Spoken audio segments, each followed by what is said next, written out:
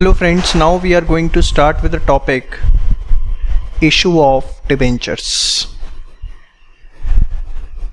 Issue of shares तक की सारी वीडियोस अभी तक होपफुली आप देख चुके हैं।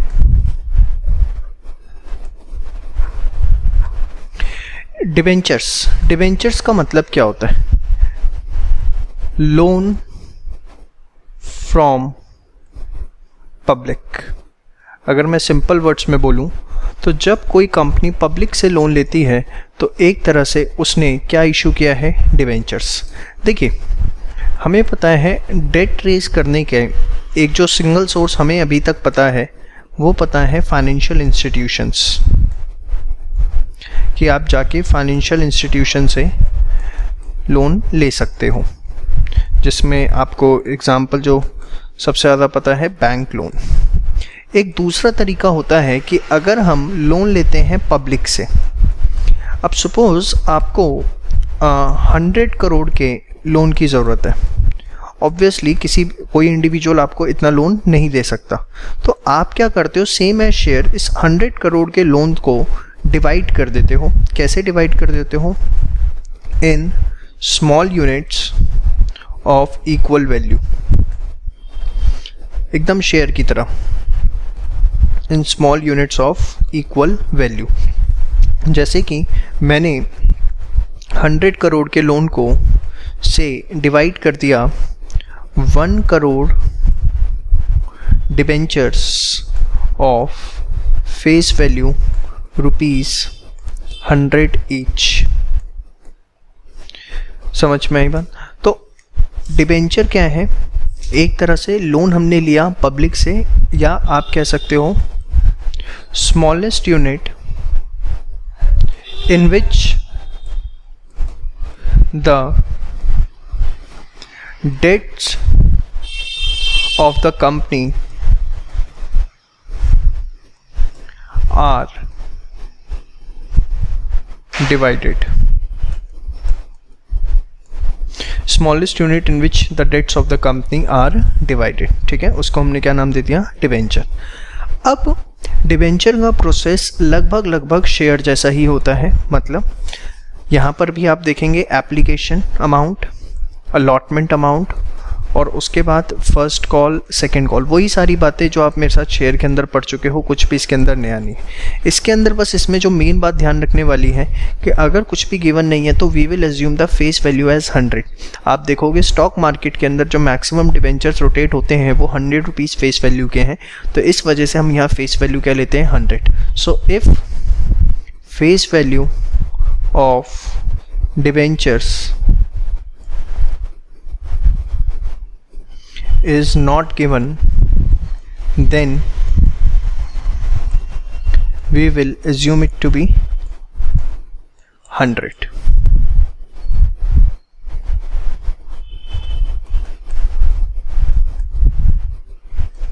ठीक है जी।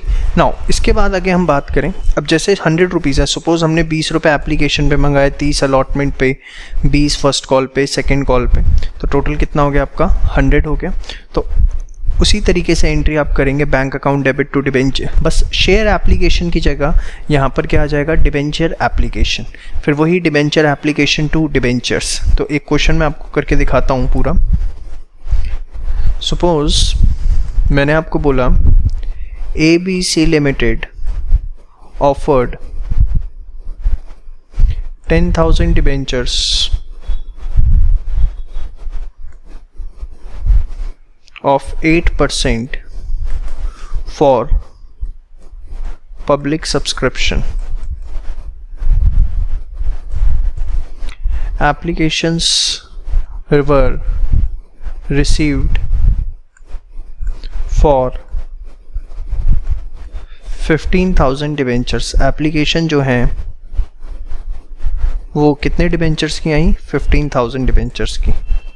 Pro rata allotment is made,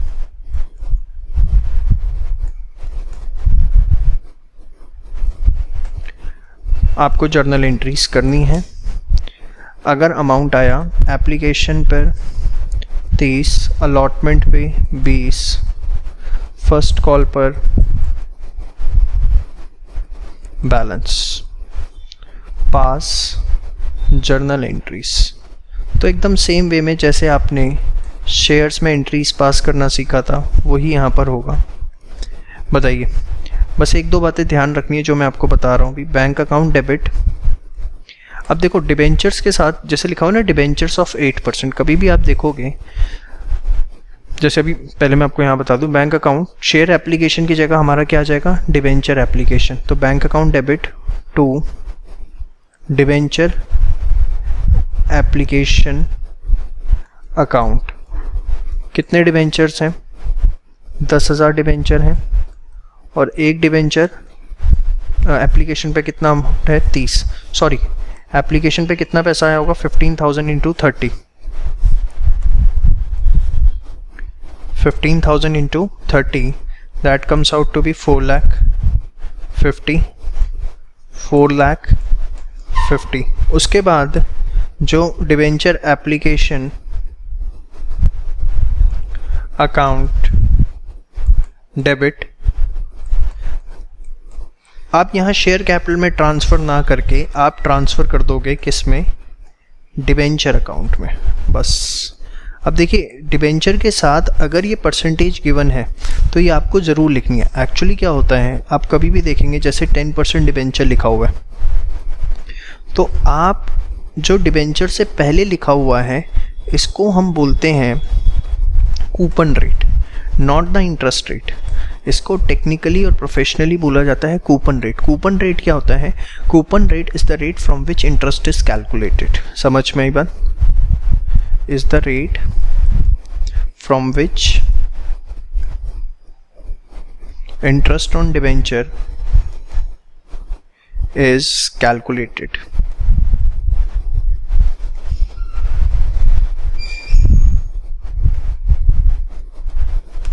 बात समझ में आई। तो डिबेंचर एप्लीकेशन टू 8% डिबेंचर, और जो भी एक्सेस पैसा है वो हम ट्रांसफ़र कर देंगे कौन सी स्टेज के लिए, डिबेंचर अलॉटमेंट के लिए। तो यहाँ आपका आ गया 4,50,000 डिबेंचर्स में आपका कितना आ जाएगा, 10,000 डिबेंचर्स हैं इंटू 30 कितना, 3 लाख, और डिबेंचर अलॉटमेंट में कितना आ जाएगा, 1,50,000। बात समझ में। उसके बाद नेक्स्ट आपकी बात आती है डिबेंचर अलॉटमेंट की। तो debenture allotment debit to debentures. अब अगेन 8% डिबेंचर जरूर लिखना है, अगर आपने ये नहीं लिखा तो आपके नंबर कट सकते हैं। 10,000 इंटू 20, आप देखो वही तरीका एकदम मैं फॉलो कर रहा हूँ लगभग। कितना, 2 लाख, 2 लाख। अब इस 2 लाख में से अगर मैं देखूँ तो मेरा एडवांस ऑलरेडी 1.5 लाख रुपए आ रखा है, तो कितना पैसा और आएगा, सिर्फ और सिर्फ 50,000। तो bank account debit to debenture allotment कितना, 50,000, 50,000। इसके बाद फाइनल कॉल पे बैलेंस आना है। 100 रुपये मानते हैं हम फेस वैल्यू, तो बैलेंस कितना हो गया, 50। तो वही debenture final call debit to 8% debenture account कितना, 5 लाख, 5 लाख। उसके बाद आपका बैंक अकाउंट से हम ये पैसा रिसीव करेंगे, bank account debit to debenture final call कितना, 5 लाख, 5 लाख। तो आपने देखा एक बेसिक इंट्रोडक्शन मैंने आपको डिबेंचर के बारे में दिया कि इसका इशू प्रोसेस किस तरीके से होता है, ठीक है। जनरली आप देखेंगे डिवेंचर के केस में जो सारा पैसा है वो कंपनीज एप्लीकेशन के टाइम पर ही मंगा लेती हैं, क्योंकि ये कंपनी का एक लोन का पैसा होता है और लोन हमेशा उतना ही लिया जाता है जितनी कंपनी को ज़रूरत होती है। तो जैसे अगर उसने आपको क्वेश्चन के अंदर दिया है XYZ limited issued 2000 debentures, 2000 10% debentures, 10% क्या है ये coupon rate of face value ₹100 each. यहाँ पर आप प्रीमियम पे भी इशू कर सकते हो, जैसे आपने इशू ऑफ शेयर में सीखा था, होपफुली आप वो वीडियोस देख चुके हो। At premium of 10%, applications were received for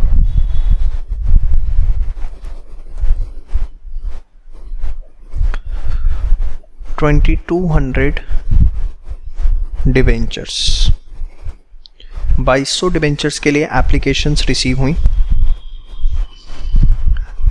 entire amount is receivable on application.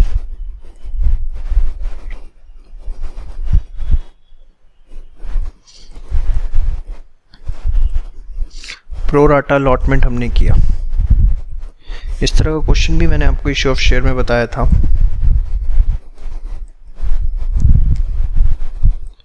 Pass journal entries,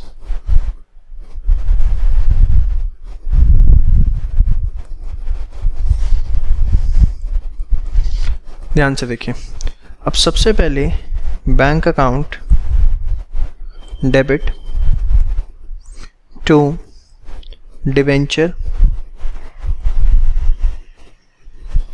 application and allotment. अगर सारा पैसा एप्लीकेशन पे आ रहा है तो हम उसे नाम देते हैं एप्लीकेशन एंड अलॉटमेंट।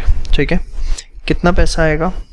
2200 डिबेंचर्स 110 के हिसाब से। ठीक है, 10% प्रीमियम है ना, तो 2200 इंटू 110 242 000 242 000।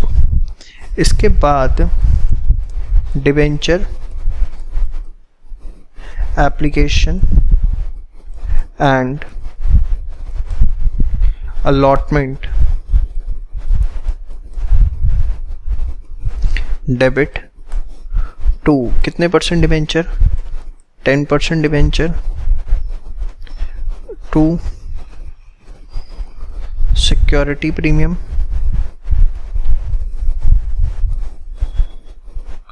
टू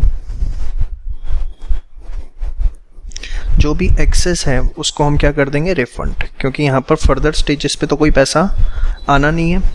तो 242 000 डिबेंचर के अंदर कितना आएगा? 2000 डिबेंचर 100 रुपये के हिसाब से कितना? 2 लाख रुपए। सिक्योरिटी प्रीमियम के अंदर कितना आएगा? 2000 डिबेंचर 10 रुपये के हिसाब से, दैट इज़ 20,000। और जो 200 डिबेंचर हैं एक्सेस पैसा जो आया है, 2 प्रो राटा अलॉटमेंट है, बट हमारे पास ऑप्शन नहीं, क्योंकि हमने सारा पैसा इकट्ठा मंगा लिया है, तो वो 22,000 रुपये जो है वो हमारे क्या हो जाएंगे? रिफंड हो जाएंगे। बात समझ में आई आपको? तो आपने एक बेसिक केस मेरे साथ अभी तक यहाँ पर डिस्कस किया, प्रीमियम का और नॉर्मल। अब यहाँ पर एक चीज़ मैं आपको और बता दूँ, unlike issue of shares, debentures can be issued at discount. जो आप डिबेंचर्स इशू करते हैं,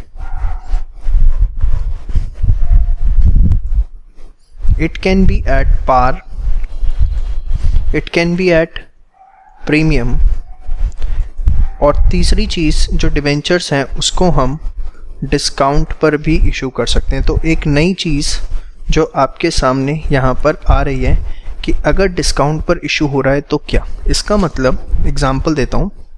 सपोज एक फेस वैल्यू 100 रुपीज़ का डिबेंचर है जिसको कंपनी ने इशू किया से 98 रुपीज़ का, तो ये जो 2 रुपये कम इशू किया इसको हम नाम देते हैं डिस्काउंट ऑफ ₹2। ये एक तरह से जो डिस्काउंट है जो कंपनी ने इशू ऑफ डिबेंचर पे दिया, ये कंपनी के लिए एक तरह से कैपिटल लॉस है, इसलिए इसे बुक्स के अंदर क्या किया जाता है, डेबिट किया जाता है। डिस्काउंट इस पे इशू करना is like a capital loss for the company. Capital loss क्यों बोला, क्योंकि डिबेंचर्स जो हैं वो कैपिटल एम्प्लॉयड का पार्ट होते हैं, ठीक है। और अगर 100 की जगह 98 मिल रहे हैं तो कैपिटल लॉस है। अब इसकी एंट्री कैसे होगी अगर हम देखें यहाँ पर, अनडाउटेडली सपोज सारा पैसा अगर हमारा एप्लीकेशन पे ही आ रहा है तो bank account debit to debenture application and allotment, कितने पैसे हैं हमारे पास, 98। फिर उसके बाद debenture application and allotment debit 98। अब ये जो लॉस है इसको हम लिखते हैं discount on issue of debenture. मेरे पे स्पेस नहीं है इसलिए मैं शॉर्ट में लिख रहा हूँ, discount on issue of debenture, कितने का, 2 जो भी। अब यहाँ पे डिबेंचर की परसेंटेज गिवन नहीं है तो सिर्फ आप डिबेंचर लिखोगे और कुछ नहीं लिखना, बट कूपन रेट गिवन है तो साथ में लिखना है, नहीं गिवन तो कुछ भी लिखने की ज़रूरत नहीं है। तो ये आपका कितना आ गया यहाँ पर, 100। हो सकता है कुछ बुक्स में X% डिबेंचर लिखते हो, ऐसा बिल्कुल भी ज़रूरी नहीं है, सिर्फ आप डिबेंचर लिखोगे, ठीक है। तो ये तरीका होता है। डिस्काउंट पर अगर इशू किया है तो हम डिस्काउंट को क्या कर देंगे, डेबिट कर देंगे। बात समझ में। वीडियो यहाँ तक अगर आपको पसंद आई है तो प्लीज़ सबसे पहले नीचे जाओ, लाइक बटन को प्रेस करो और कमेंट बॉक्स के अंदर अपना नाम और स्टेट लिखो कि आप कौन से स्टेट से हो, नाम से अपना नाम, state and school name, please तीनों चीज़ें कमेंट के अंदर मेंशन करिए। आई वांट टू नो कि आप कौन से स्टेट से हैं, क्या नाम है, कौन से स्कूल से हैं जो वीडियो देख रहे हैं, please. And hits the like, keep sharing the video with the friends and please को बताने चाह रहा हूँ, देखिए बहुत इम्पॉर्टेंट कॉन्सेप्ट है जो अब मैं आपके साथ डिस्कस करने जा रहा हूँ।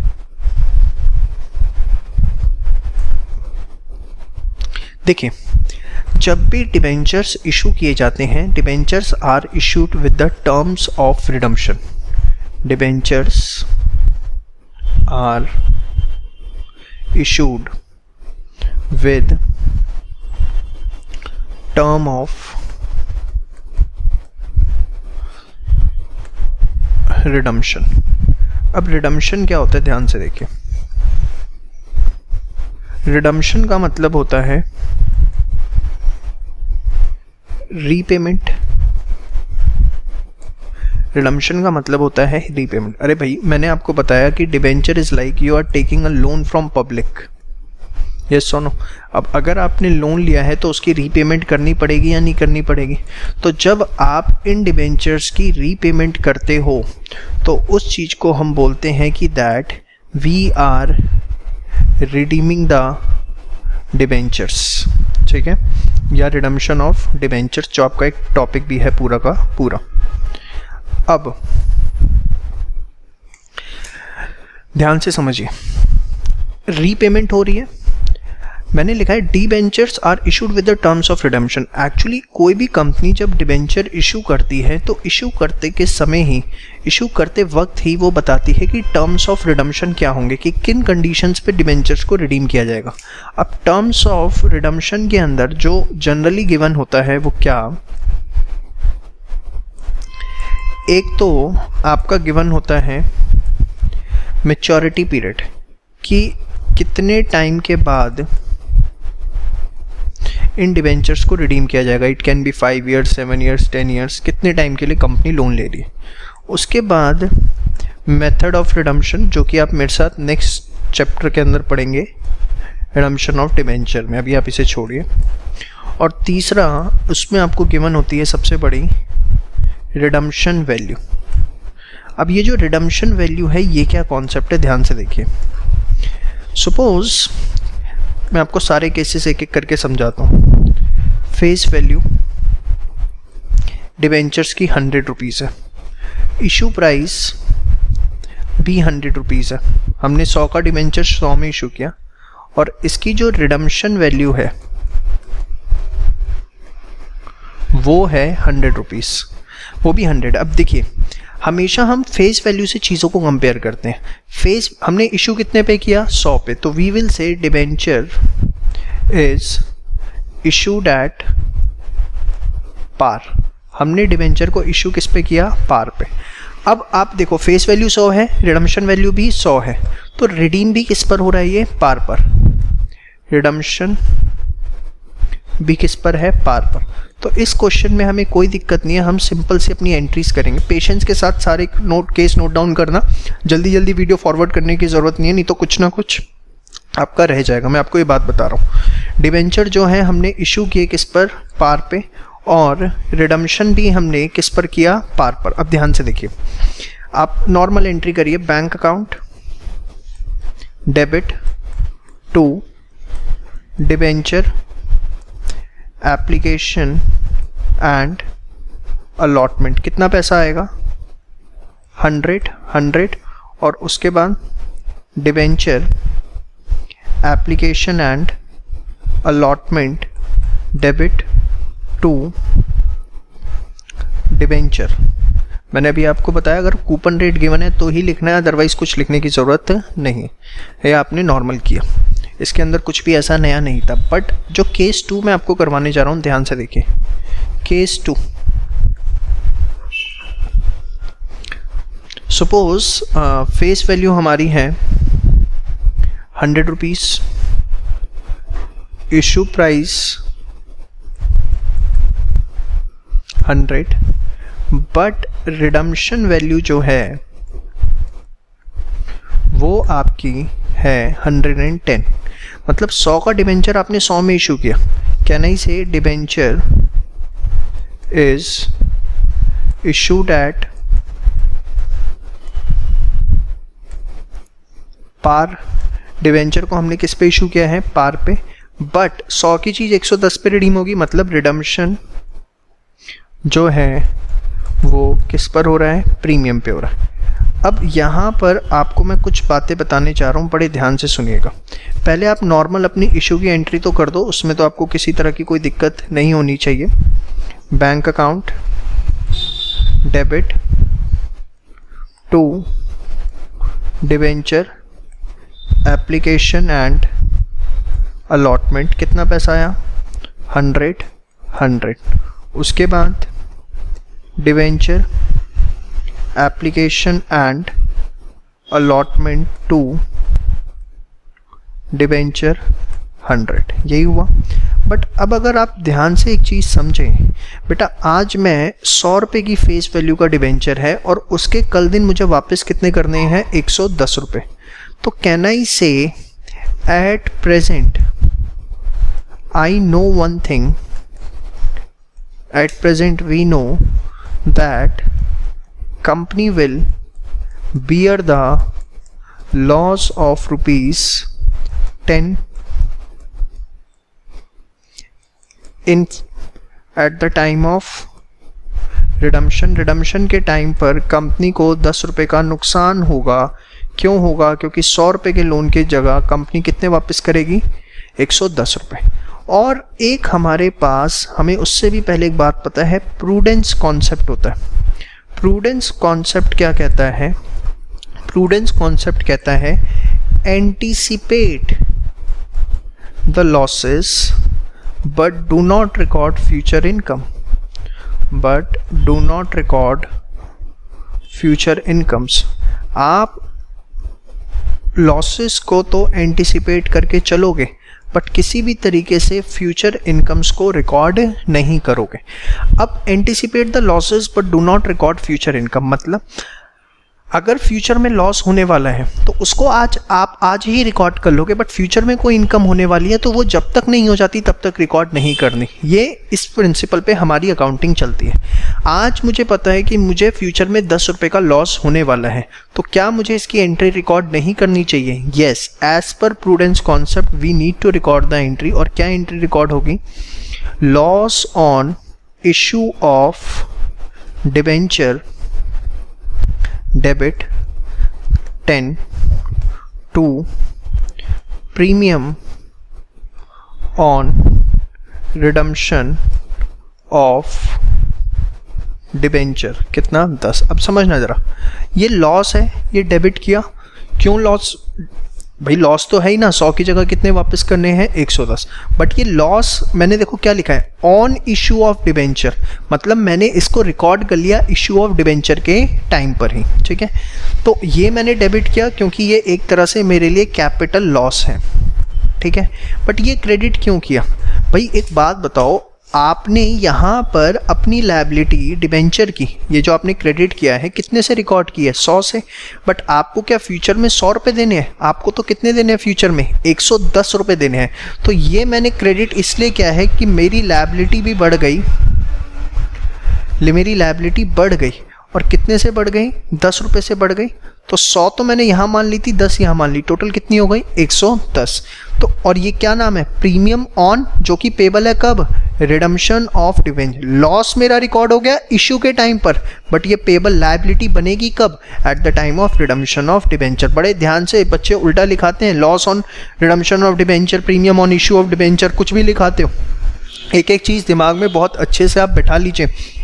जो आपका लॉस है वो हम रिकॉर्ड कर रहे हैं इशू ऑफ डिबेंचर के टाइम पे, जबकि जो प्रीमियम है वो पेबल है रिडम्पशन के टाइम पर। तो उस हिसाब से हमने एंट्री। अच्छा, अब आप कहेंगे कि सर ये दोनों एंट्रीज क्या मर्ज भी कर सकते हैं? स्ट्रिक्टली स्पीकिंग आप इस एंट्री को यहाँ पर मर्ज नहीं करोगे, आप कंपाउंड एंट्री नहीं करोगे, नहीं तो आगे आपको दिक्कत आएगी। और डिटेल रीज़न इसका आपको आगे भी मैं बताऊंगा। देखिए, एप्लीकेशन का पैसा अलग है, प्रूडेंस कॉन्सेप्ट की एप्लीकेशन एक अलग ट्रांजेक्शन है, दोनों को कंपाउंड करने की ज़रूरत नहीं है। अब इतनी कंपाउंडिंग आप करते हो तो फिर सीधे ये भी क्यों करते हो, यहीं पर बैंक टू डिबेंचर कर दो। तो ये आप इन दोनों एंट्रीज को अपने आप मर्ज बिल्कुल भी नहीं करोगे, आप इनको अलग अलग तरीके से ही पास करेंगे। समझ में? मर्ज कौन सी सिचुएशन में होती है वो भी मैं भी आपके साथ डिस्कस करूंगा, लेकिन from examination point of view you will record these as two separate entries and you should know the reason why you are recording this entry. The main reason behind recording this entry in the books of accounts is prudence concept which says anticipate the losses but do not record the future incomes. ठीक है, viva में आपसे question पूछा जा सकता है। Next हमारे पास case 3। अच्छा, अब हो गया, हमने रिडम्पशन पार पे कर लिया, प्रीमियम पे कर लिया। एक क्वेश्चन आप लोगों के मन में आता है, is redemption can be done at discount? नहीं जी, रिडम्पशन जो है डिस्काउंट पर बिल्कुल भी नहीं किया जा सकता। रिडम्पशन या तो पार पे होगा या प्रीमियम पर होगा। भाई सीधी सी चीज़ है, एक डिबेंचर मैंने आपको इशू किया जिस पे लिखा हुआ है 100 रुपये मैं आपको दूंगा, तो क्या जब रीपेमेंट की बारी आएगी तो क्या आप मेरे से उससे कम पैसे ले लोगे? नहीं। तो प्रैक्टिकली स्पीकिंग रिडम्पशन कभी डिस्काउंट पर नहीं होता है, कंपनी एक्ट भी इसकी परमिशन नहीं देता है। बट फिर भी कुछ एक आध बुक्स में इसके फेक क्वेश्चंस बना रखे हैं, प्लीज़ उन क्वेश्चंस को कट कर देना, उन्हें करने की ज़रूरत आपको नहीं है। अब मैं आ रहा हूँ केस 3 पर, ध्यान से देखिए। डिबेंचर जिसकी फेस वैल्यू 100 है, फेस वैल्यू उसकी 100 है, हमने इशू किया उसको, इशू प्राइस है उसका 95 और रिडम्पशन वैल्यू उसकी 100 है। मतलब इशू हुआ डिस्काउंट पर, रिडीम किस पर हो रहा है? पूरा पार पर। मतलब can I say issued at discount plus redeemable at par. Redeem par पर हो रहा है, तो पहले आप अपनी नॉर्मल एंट्री करिए जैसे आप करते हैं, bank account debit to debenture application and allotment. कितना? 95। इसके बाद debenture application and allotment debit 5 discount on issue of debenture, sorry 95 था यहाँ, 5 टू डिबेंचर्स। कितना? 100। अब क्योंकि यहाँ पर रिडीम जो है वो किस पर हो रहा है? पार पर ही हो रहा है, तो प्रूडेंस कॉन्सेप्ट की कोई एप्लीकेशन यहाँ पर नहीं लगेगी। बात समझ में? चलिए केस 4। केस 4 स्टार्ट करने से पहले मैं आपको दोबारा से याद दिला दूं, अगर आप रेगुलरली वीडियोस देख रहे हैं तो please grooming education academy Google पे जाइए, ग्रूमिंग एजुकेशन एकेडमी वहाँ पर टाइप करिए और प्लीज़ गूगल में जो भी आपको लगता है कि हमें रेटिंग्स देनी चाहिए वो उस ज़रूर रेट करें। ये आपका फीडबैक है जो हमारे लिए बहुत यूज़फुल है। चलिए केस 4 की बात करते हैं। Face value, issue price, redemption value. से फेस वैल्यू 100 है, इशू प्राइस आपका 95 है और रिडम्पशन वैल्यू आपकी 90 है। तो अगर आप यहाँ पे देखो तो issued at discount plus redemption, ओहो सॉरी क्या लिख दिया मैंने, 90। रिडम्पशन जो है वो 110 है। रिडम्पशन एट प्रीमियम, रिडम्पशन किस पर है, प्रीमियम पर है। चलिए अब ध्यान से समझिए इसे। सबसे पहले आप इशू की एंट्री करो, bank account debit to debenture application and allotment. कितने से बेटा सर, 95 से। फिर इसके बाद debenture application and allotment debit to debenture, ओहो क्या हो गया, डिस्काउंट भी है, discount on issue of debenture 95 to debentures, कितना 100। अब यहाँ पर मुझे पता है मुझे लॉस भी होने वाला है, तो loss on issue of debenture debit to premium on redemption of debenture, कितने से 10 रुपये से।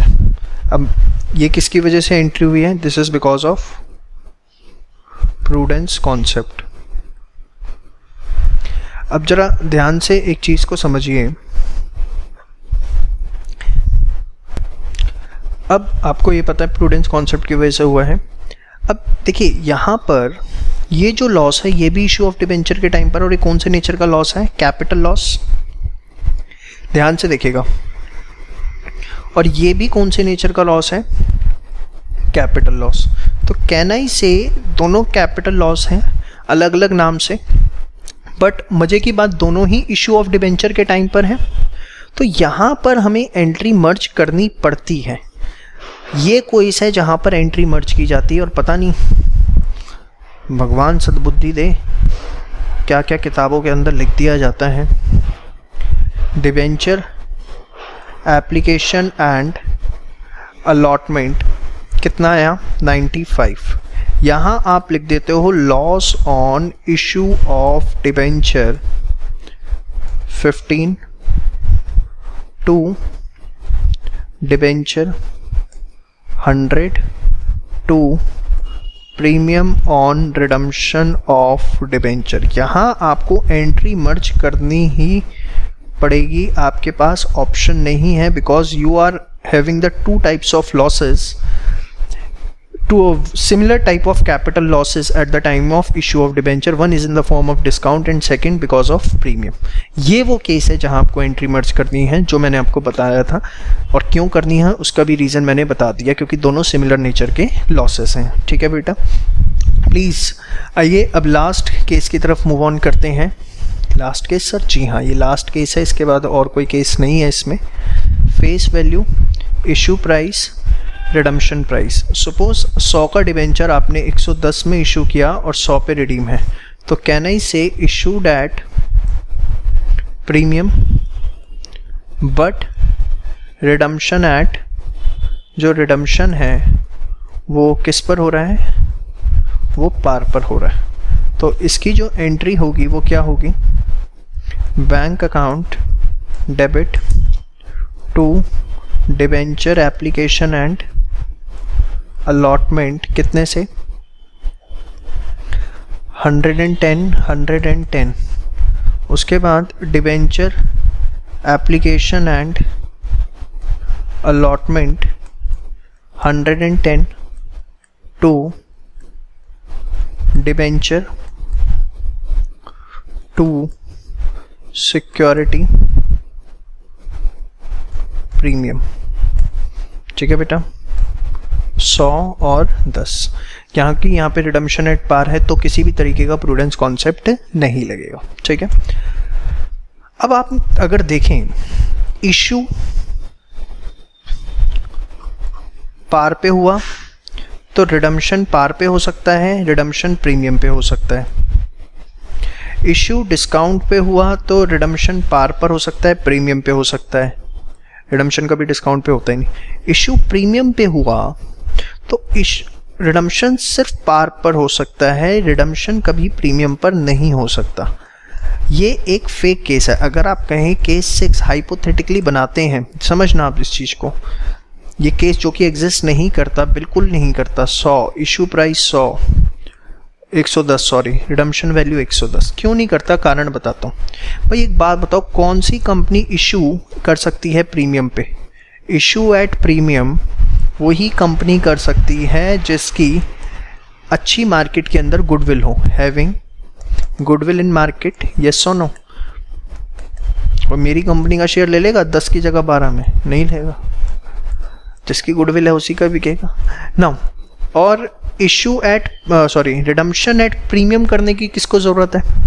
मैं आज किसी से लोन लेने गया, मैंने कहा भाई देख 100 रुपये का लोन दे दे, ब्याज देता रहूँगा और लोन का पैसा भी वापस कर दूंगा। उसने कहा नहीं, विश्वास नहीं है। मैंने कहा अच्छा लोन के टाइम पे भी 100 की जगह 110 वापस करूंगा, तो उसने दे दिया। रिडम्पशन एट प्रीमियम उसको करना पड़ता है जिसकी मार्केट के अंदर कोई गुडविल नहीं है, having no goodwill in market. और यू कैन से जिसको बहुत ज़्यादा प्रॉब्लम्स हो रही है मार्केट से लोन रेस करने में, तो वो जब एक लालच देता है कि मैं जितना लोन ले रहा हूँ उससे ज़्यादा पैसा वापस करूँगा, फेस वैल्यू से ज़्यादा वापस करूँगा, तो उससे लोन मिलता है। एक तरफ कह रहे हो गुडविल है, एक तरफ कह रहे हो गुडविल नहीं है। क्या ये प्रैक्टिकली पॉसिबल है? आज तक मैंने अपनी ज़िंदगी में किसी कंपनी को ऐसे इशू करते हुए नहीं देखा, बट फिर भी हमारे पास महान बुक्स हैं, उसमें किसी में क्वेश्चन मिल सकता है ऐसा आपको, तो आप अपना सिंपल जैसे एंट्रीज करते हैं वैसे करिए। But practically speaking only these 5 cases exist, और बोर्ड के अंदर सिर्फ यही 5 केसेस आपसे पूछे जाएंगे, उसके अलावा आपसे कोई भी केस नहीं पूछा जाएगा। इसके अलावा कोई केस आप देखते भी हैं, और मैंने आपको लॉजिक के साथ बताया, विदाउट लॉजिक डिस्कशन कोई भी नहीं होता मेरा। डिस्काउंट पर हो ही नहीं सकता, उसका रीज़न बता दिया। और प्रीमियम क्यों नहीं हो सकता? क्योंकि प्रीमियम पे इशू वो करेगा जिसकी गुडविल है, और आपको इशू के टाइम पर ही बताना है कि रिडम्पशन किस पे करोगे, और वो भी आप कह रहे हो प्रीमियम पे करूँगा। अब या तो गुडविल है या गुडविल नहीं है, पहले डिसाइड कर लो। समझ में आ गई आपको? तो this was the first part अब of issue of debenture. Please सबसे पहले वीडियो को अगर पसंद आई तो लाइक करो, एंड इन कमेंट बॉक्स 3 चीज़ें ज़रूर लिखनी है आपको, name, state and your school name. जब तक आप ये नहीं लिखोगे, जब तक इस वीडियो पर ऐसे 25 कलेक्शन नहीं हो जाएंगे कमेंट बॉक्स में, मैं इसका पार्ट 2 अपलोड नहीं करने वाला हूँ। मैं आपको बड़ी क्लियर बात बता रहा हूँ। बस हाँ, बताते ही नहीं हो यार, कुछ बच्चे बस मैसेज करते रहते हैं। चलो ठीक है जी, all the best. Hello friends, आपने पार्ट 1 इशू ऑफ डिबेंचर का देख लिया है। अब हम स्टार्ट करने जा रहे हैं पार्ट 2 के साथ। ठीक है, वैसे मेजर डिस्कशन मैंने आपके साथ पार्ट 1 में ऑलरेडी कर लिया था, और प्लीज़ आप जो बच्चे इस वीडियो को देख रहे हैं, इस सीरीज से एसोसिएटेड हैं, प्लीज़ मैं आपसे बार बार एक रिक्वेस्ट कर रहा हूँ, गूगल पर जाकर ग्रूमिंग एजुकेशन एकेडमी टाइप करें, और वहाँ पर गूगल पे हमें जो भी आपको लगता है सुटेबल रेटिंग्स देनी चाहिए वो ज़रूर दें। चलिए, इशू ऑफ डिबेंचर्स के पार्ट 2 के अंदर मैं सबसे पहले आपके साथ जो टॉपिक डिस्कस करने जा रहा हूँ, that is interest on debentures. देखिए, आपको पता है डिबेंचर जो है एक तरह का क्या होता है, लोन। अब क्योंकि लोन है तो उस पे रेगुलर इंटरवल ऑफ टाइम पर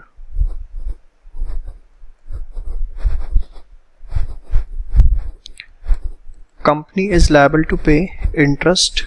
कंपनी को क्या देना पड़ेगा, उस पे इंटरेस्ट देना पड़ेगा। अब ध्यान से समझिएगा इसके कॉन्सेप्ट को। हमेशा सबसे पहले आपको एक चीज ध्यान रखनी है, interest is payable using coupon rate on face value. इसका मतलब क्या है, सपोज एक कंपनी है XYZ लिमिटेड, साथ साथ नोट्स बनाते रहिए प्लीज। 10% डिबेंचर्स उसके हैं, ठीक है, और 10 लाख रुपए के। 10% डिबेंचर्स उसके हैं 10 लाख रुपीस के। तो उसने चाहे नीचे आपको ये लिख के दिया है, these debentures were issued at premium. इसको हमने किस पे इशू किया था, प्रीमियम पे इशू किया था। ये बात उसने लिख के भी दी है ऑफ 10%। तो भी आपको मतलब नहीं है, आपका जो इंटरेस्ट ऑन डिबेंचर होगा पूरे साल का वो फेस वैल्यू पर ही हमेशा निकलेगा। और किस पे निकलेगा, किसकी हेल्प से, कूपन रेट से। तो 10 लाख का 10% जो आपका इंटरेस्ट ऑन डिबेंचर आएगा वो कितना आएगा, 1 लाख रुपीस आएगा। तो पहली चीज आपको समझ में आ गई, interest is payable using coupon rate on face value. ठीक है, चलिए आगे बात करते हैं। जो कंपनी ये इंटरेस्ट पे करती है, इंटरेस्ट ऑन डिबेंचर, ये कंपनी के लिए एक तरह से कैन आई से कि कंपनी के लिए एक तरह से एक्सपेंस होता है, यस और नो। तो इसकी एंट्री हमारे बुक्स में क्या आई, interest on debenture debit to debenture holder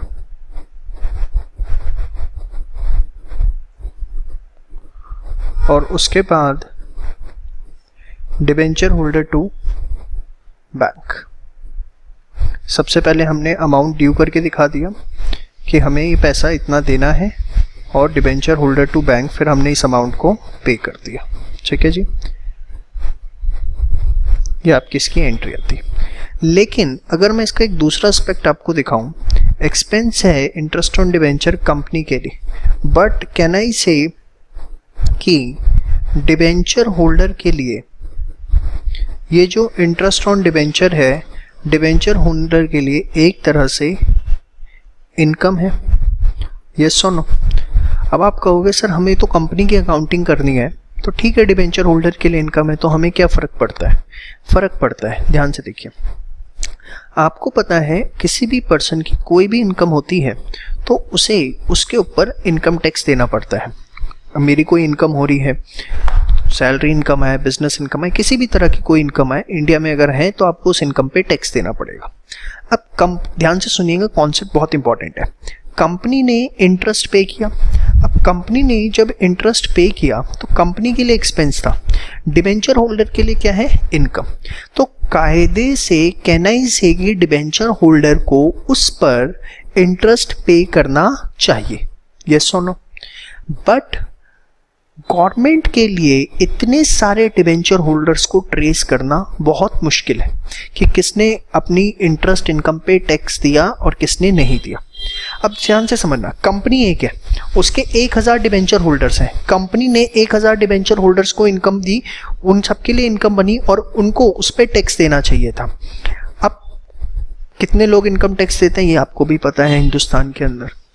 तो गवर्नमेंट ने क्या किया, गवर्नमेंट ने कंपनी की ड्यूटी लगा दी कि आप डिबेंचर होल्डर्स को इंटरेस्ट दे रहे हो, वो उनके लिए इनकम है। मतलब जो source of income debenture holders को मिल रहा है वो कंपनी से मिल रहा है, वो किससे मिल रहा है? कंपनी से। तो कंपनी की ही ड्यूटी लगा दी कि जब आप डिबेंचर होल्डर्स को इंटरेस्ट दोगे, इनकम दोगे, तो टैक्स काट कर दोगे और वो टैक्स गवर्नमेंट को जमा करा दोगे। अब इससे हुआ क्या? इससे हुआ ये कि जो गवर्नमेंट है उसका वर्कलोड कम हो गया, उसे डिबेंचर होल्डर्स को ट्रेस करने की जरूरत नहीं है, किसने इंटरेस्ट दिया, किसने इंटरेस्ट नहीं, किसने इंटरेस्ट पे टैक्स दिया, किसने नहीं दिया, क्योंकि कंपनी जो इंटरेस्ट देगी, जो इंटरेस्ट डिबेंचर होल्डर को देगी, वो ऑलरेडी टैक्स डिडक्टेड होगा उसमें से, और वो टैक्स का अमाउंट कंपनी जो है वो जमा करा देगी गवर्नमेंट को। कंपनी ने कहा अगर हम ऐसा ना करें तो, गवर्नमेंट ने कहा ठीक है, नहीं करते हो तो डायरेक्टर्स को जेल भेज सकते हैं, फाइन लगा सकते हैं, बहुत सारे प्रोविजंस हैं। तो किसकी ड्यूटी बन गई? कंपनी की ड्यूटी बन गई। क्या बन गई? कि डिबेंचर होल्डर को इंटरेस्ट पे कर रहे हो तो उस पर क्या काटोगे? टैक्स काटोगे। अब देखो क्या नाम रखा उसका, TDS, tax deducted at source. मतलब जो डिबेंचर होल्डर्स है उसका सोर्स ऑफ इनकम क्या है? कंपनी है, तो सोर्स पर ही उसका टैक्स काट लिया गया। तो हुआ क्या, अगर आप देखें, मैंने आपको बताया डिबेंचर होल्डर्स के लिए क्या है, वो इनकम है। अब मैं आपको सिखा रहा हूं, ध्यान से समझिए कॉन्सेप्ट ऑफ TDS। TDS जिसकी फुल फॉर्म होती है tax deducted at source, tax deducted at source इसकी फुल फॉर्म होती है। इसके अंदर होता क्या है, नाम से ही पता लगता है कि सोर्स ऑफ इनकम जहां से है वहीं पे टैक्स डिडक्ट कर लिया जाता है। Tax is deducted at the stage where income generates. अगर कोई आपसे पूछे TDS होता क्या है, अब ये जो TDS का कॉन्सेप्ट है इंटरेस्ट ऑन डिबेंचर के केस में किस तरीके से अप्लाई होता है। In case of company, debenture holder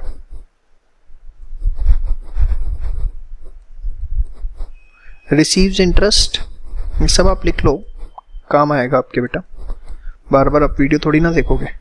receives interest, therefore source of income is company and hence company will deduct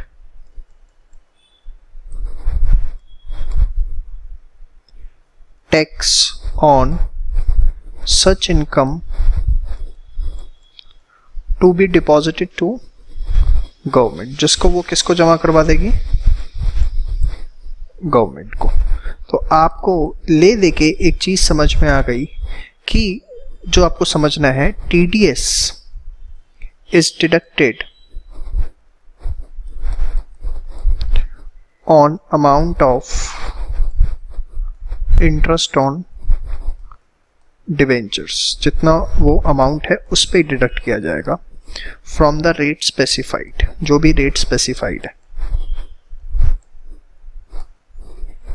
ये रेट आपको क्वेश्चन के अंदर गिवन होगा, समझ में आई बात? अब ध्यान से देखिए, एक एग्जांपल लेते हैं। सपोज कंपनी के 10% डिबेंचर है, 10% डिबेंचर कंपनी के 20 लाख रुपए के हैं। Interest is payable on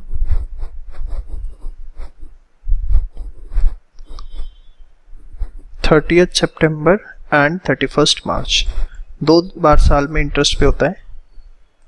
TDS का जो रेट है वो है 10%, ठीक है। और आपको ये भी बता दिया books of accounts are closed on 31st March. जो बुक्स ऑफ अकाउंट्स हैं वो कब क्लोज होती हैं? 31st मार्च को। अब ध्यान से देखिए, ये अगर मैं मान लूँ पूरा 2017-18 है,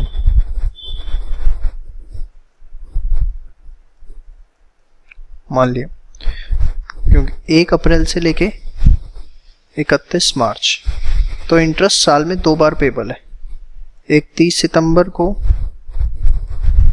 इंटरेस्ट पेबल है और एक 31 मार्च को इंटरेस्ट पेबल है। साल में 2 बार इंटरेस्ट पेबल है, एक 30 सितंबर को और एक 31 मार्च को। अब ध्यान से देखिए, 6-6 महीने पे है, तो सबसे पहले हम बात करते हैं 30 सितंबर की।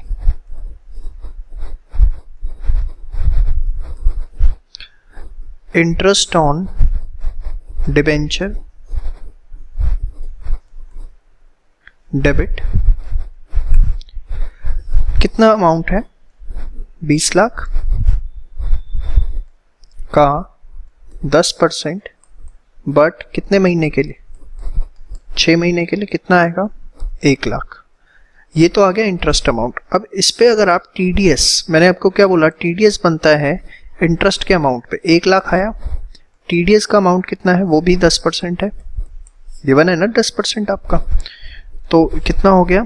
10,000। तो ध्यान से देखिए, एक्चुअली अब हुआ क्या, देखो, जो टोटल इंटरेस्ट है वो आपका चाहे देखने में 1 लाख है, बट इसमें से 10,000 रुपये तो गवर्नमेंट को जमा करवाने पड़ेंगे, कंपनी को, और डिबेंचर होल्डर को वो सिर्फ और सिर्फ कितना पे करेंगे?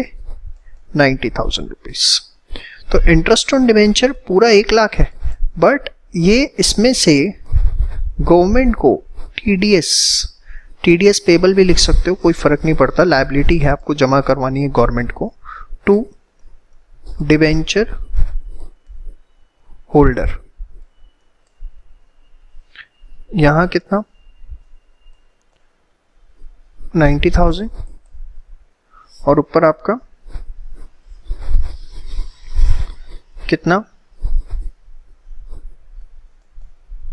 10,000। समझ में आई बात? इसके बाद हम ये पैसा पे कर देंगे debenture holder, debit 90,000, TDS payable debit 10,000 to bank, कितना? 1 लाख रुपए। कंपनी के पास से पूरा 1 लाख रुपए गया, जिसमें डिबेंचर होल्डर को 90,000 मिले और गवर्नमेंट को 10,000 रुपए। सेम एंट्री 31 मार्च को रिपीट करोगे आप, दोनों एंट्रीज सेम में रिपीट होंगी। मैं ऐसे डू लिख रहा हूँ, मतलब दोनों एंट्रीज आप रिपीट कर दोगे, क्योंकि अमाउंट वही बनता है। मेन क्या है, अब 31 मार्च को आपको बुक्स ऑफ अकाउंट्स क्या हो रहे हैं? क्लोज हो रहे हैं। तो जितना भी इंटरेस्ट ऑन डिबेंचर में बैलेंस है वो एक्सपेंस है आपका, तो वो सारा का सारा आपका ट्रांसफर हो जाएगा statement of profit and loss to interest on debenture. कितना हो गया? साल भर में अगर आप देखें तो ये 1 लाख और यहाँ का 1 लाख। आपको पता है इंटरेस्ट जो है वो नॉमिनल अकाउंट है, एक्सपेंस है, इसलिए हम डेबिट कर 2 लाख 2 लाख। तो आपने कॉन्सेप्ट देखा किस तरीके से हमने interest on debentures with TDS पढ़ा। टीडीएस क्या होता है वो मैंने आपको बता दिया, और किस तरीके से हमें उसे अप्लाई करना है वो भी मैंने आपको सारी चीज़ें बता दी। इस तरह का क्वेश्चन आप एक्सपेक्ट कर सकते हैं कि आपके एग्जाम में आएगा। अब जो नेक्स्ट कॉन्सेप्ट मैं आपको बताने जा रहा हूँ, that is interest accrued but not due. Very very very important concept. Majority of books ने इस टॉपिक को कवर ही नहीं किया है, और board examination point of view से सबसे ज़्यादा इंपॉर्टेंट है। ध्यान से देखिए interest accrued but not due, ये क्या होता है? देखिए, सपोज एक कंपनी है जिसका फाइनेंशियल ईयर जो है वो है आपका 1 अप्रैल से लेके 31 मार्च तक, ठीक है। कंपनी के 12% डिवेंचर्स हैं 5 लाख रुपए के, जिस पे इंटरेस्ट पेबल है half yearly on 30 June and 31 दिसंबर। 2 बार उसमें हाफ ईयरली इंटरेस्ट पेबल है, एक बार 30 जून को, एक 31 दिसंबर को। अब जरा समझना, फाइनेंशियल ईयर हमारा है 1 अप्रैल से लेके, मैं यहां बना लेता हूं जरा, 31 मार्च तक का। इंटरेस्ट 2 बार पेबल है, एक पेबल है 30 जून को और एक पेबल है 31 दिसंबर को। 2 बार इंटरेस्ट पेबल है, एक 30 जून को और एक 31 दिसंबर को। अब 31 दिसंबर को इंटरेस्ट पेबल है, उसके बाद अगला इंटरेस्ट जो पेबल होगा वो कब होगा? फिर 30 जून को। बट 31 मार्च इस डेट को मुझे अपनी बुक्स ऑफ अकाउंट्स क्लोज करनी है, यस और नो? अब आप समझना, ये जो 3 महीने का इंटरेस्ट है, अगर मैं इस फाइनेंशियल ईयर को 16-17 कह दूं और इस फाइनेंशियल ईयर को 17-18 कह दूं, तो ये जो 3 महीने का इंटरेस्ट है, अगर आप इस 3 महीने के पीरियड को देखो, जो कि आपका 31 दिसंबर से 31 मार्च का है, ये period basically belongs from financial year 16-17, but interest of this period is payable on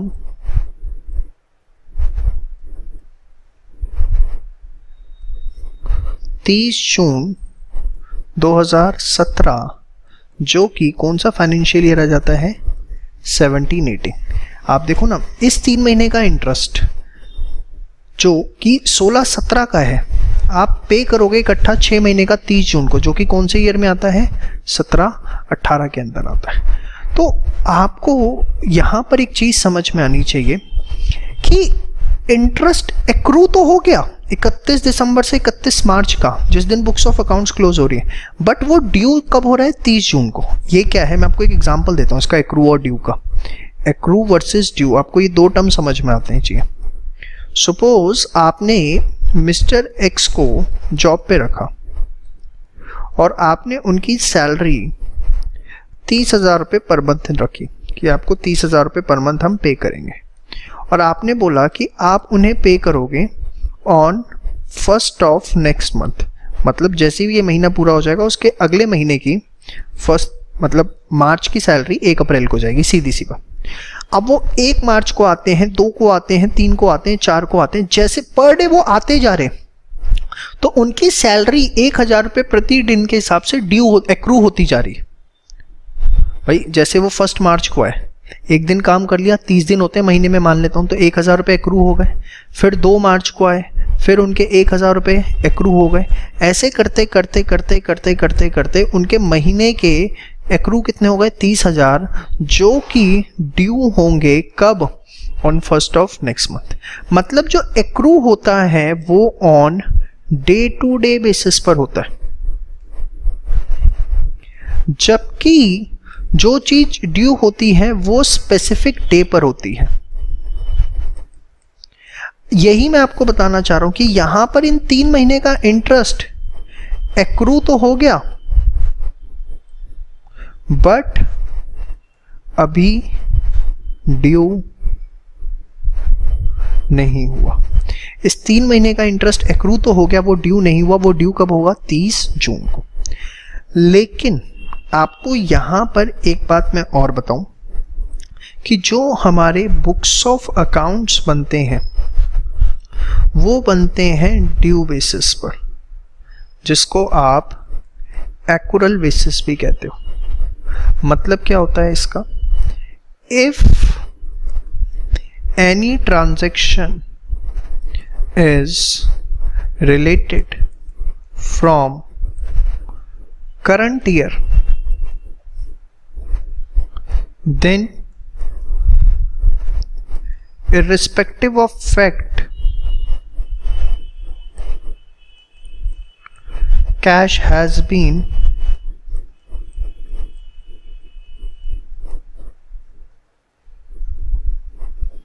paid या received, it will be recorded। मतलब यहां पर आपको कंपनी को 3 महीने का कैश पे नहीं करना, वो सारा 6 महीने का इकट्ठा पे करना है। बट अगर वो एक्रू इस फाइनेंशियल ईयर में हुआ है तो कंपनी को उसे 16-17 में रिकॉर्ड करना ही होगा। ये नहीं देखना कि अभी ड्यू नहीं हुआ। एक्रूअल बेसिस पे हमारी अकाउंटिंग होती है।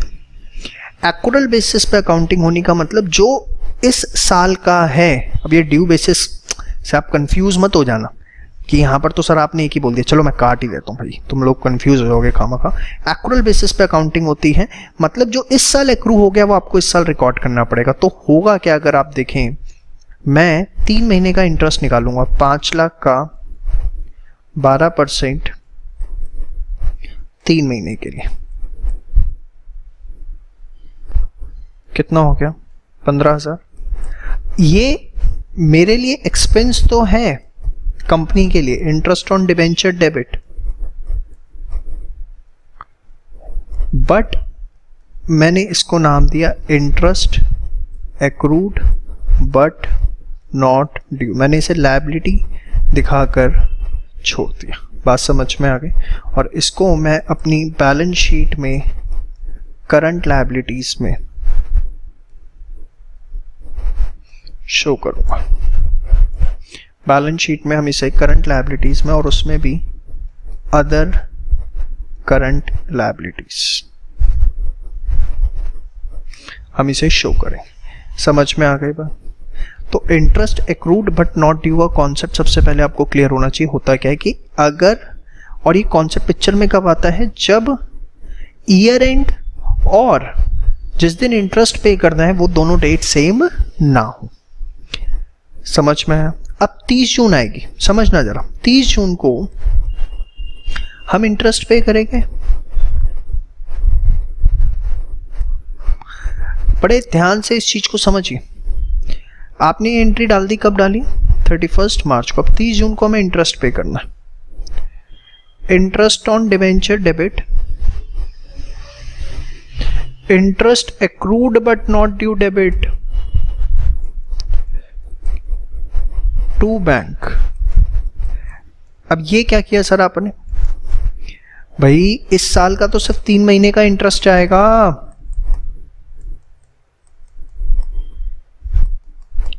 कितना? 15,000। 15,000 भाई टोटल 6 महीने का है। देखो ध्यान से, टोटल 6 महीने का इंटरेस्ट है। इसमें से इस साल का कितने का है? 3 महीने का, जिसको मैंने नाम क्या दे दिया? Interest on debenture. और जो पिछले 3 महीने का है वो ऑलरेडी मैं किस अकाउंट में डाल चुका हूँ? Interest accrued but not due में। तो 15,000 और टोटल मैंने यहाँ पहले लिखा डिबेंचर होल्डर 30,000, उनको चला गया डिबेंचर होल्डर टू बैंक, कितना? 30,000। ये बात आपको समझ में आई?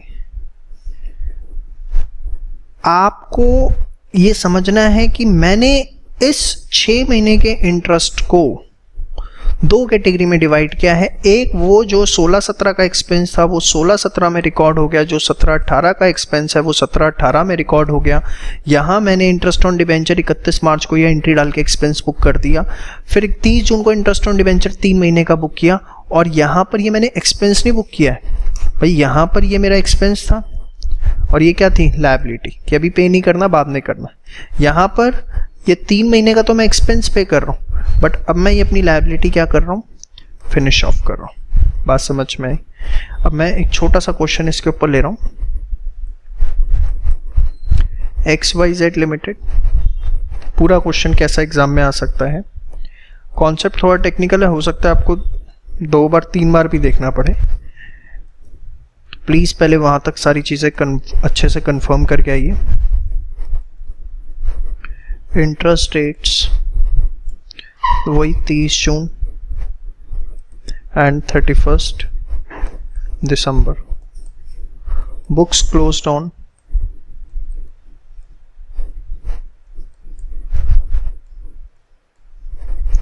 31 मार्च।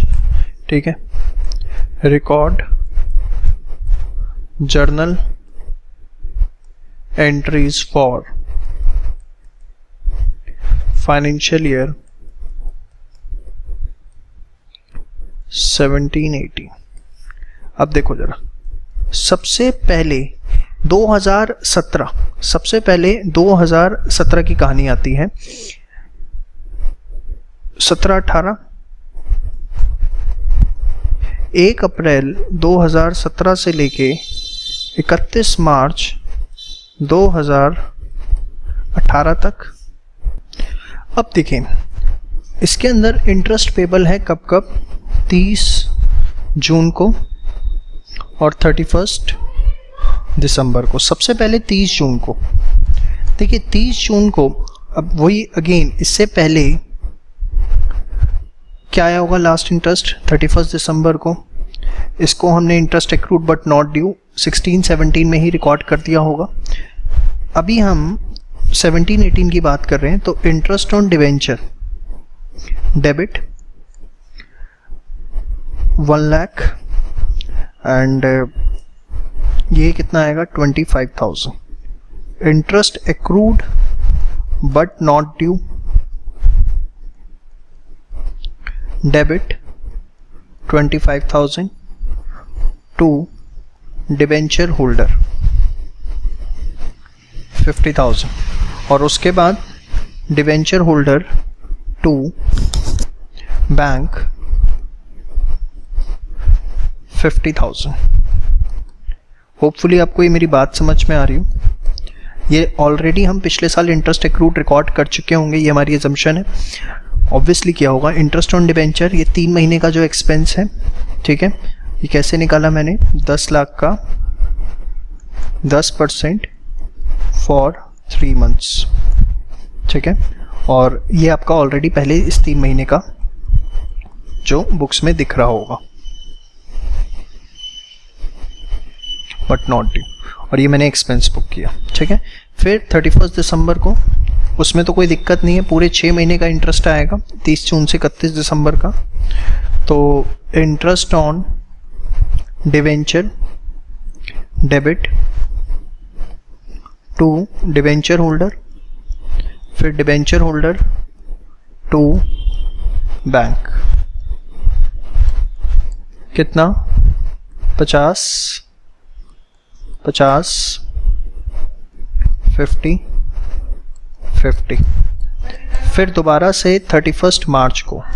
अब इस 3 महीने का जो इंटरेस्ट है वो एक्रू हुआ है बट ड्यू नहीं हुआ, तो उसके लिए एंट्री, सही कह रहे हैं आप एकदम, interest on debenture debit to interest accrued but not due, और फिर ये अगले साल पे होगा, अभी इस साल पे नहीं होगा। फिर 31 मार्च को जितना भी इंटरेस्ट है वो हम कहाँ ट्रांसफ़र कर देंगे, SOPL to interest on debenture, कितना, 1 लाख। आप देख सकते हो इंटरेस्ट ऑन डिबेंचर के अंदर 25,000 यहाँ है, 50,000 यहाँ है और 25,000 यहाँ है, तो 25, 50, 75 और 25 कितना हो गया, 1 लाख।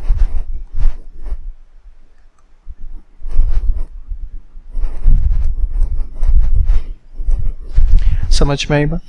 तो ये आपका interest accrued but not due का कॉन्सेप्ट है, थोड़ा सा टेक्निकल है, एक बार आप इसे बेशक दोबारा ज़रूर देखें, बट इम्पॉर्टेंट कॉन्सेप्ट है, एग्जाम के अंदर आपसे पूछा जा सकता है, ठीक है। And please keep sharing the videos with friend, hit like अगर आपको वीडियो पसंद आई, ठीक है।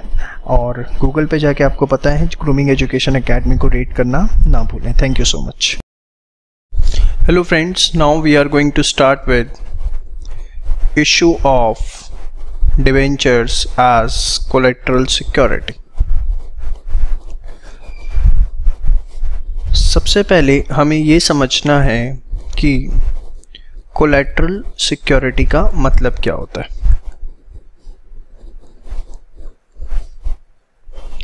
देखिए, कोलैटरल सिक्योरिटी का सिंपल वर्ड्स में मतलब होता है additional security.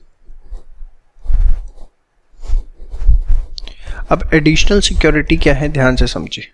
Suppose XYZ limited ने HDFC बैंक को अप्रोच किया, XYZ लिमिटेड बैंक ने HDFC बैंक को अप्रोच किया फॉर लोन, ठीक है। XYZ लिमिटेड ने इसके लिए बिल्डिंग को, अपनी जो XYZ लिमिटेड की बिल्डिंग है उसको मोर्टगेज रखा, ठीक है। बिल्डिंग की जो मार्केट वैल्यू है वो से 1 करोड़ है। अब XYZ लिमिटेड ने लोन का HDFC से बैंक से डिमांड किया 80 लाख रुपीस, ठीक है। बट HDFC बैंक को लगता है कि कल दिन इस बिल्डिंग की वैल्यू जो है वो कम हो सकती है, और अगर सपोज ये बिल्डिंग की वैल्यू कम हो गई और XYZ ने डिफ़ॉल्ट कर दिया तो शायद उसका सारा लोन का अमाउंट रिकवर ना हो पाए। तो HDFC बैंक ने ये जो इन्होंने बिल्डिंग मोर्टगेज रखी है, इसको तो हमने नाम दिया प्राइमरी सिक्योरिटी। क्या नाम दिया? Primary security. तो HDFC बैंक ने apart from the primary security additional security भी डिमांड करी कि आप हमारे पास कुछ कोलैटरल सिक्योरिटी भी रखवाओ, कुछ एडिशनल सिक्योरिटी भी रखवाओ, सो दैट अगर कल दिन आप डिफ़ॉल्ट करते हैं और हम प्राइमरी सिक्योरिटी से सारा का सारा अमाउंट रिकवर नहीं कर पाते तो हम आपकी कोलैटरल सिक्योरिटी से अमाउंट रिकवर कर सकें। तो वहाँ as a additional security company can issue the debentures. Debentures can be collateral security. समझ में आई बात? तो इस केस के अंदर कोलैटरल सिक्योरिटी तभी यूज़ की जाती है जब प्राइमरी सिक्योरिटी सफिशिएंट नहीं है to cover up the debt. समझ में आ गया? तो मैं एक नोट्स में लिख रहा हूँ, जरा ध्यान से देखिए। कोलैटरल, ये नोट करिए आप साथ साथ, security is the additional security provided for raising debts.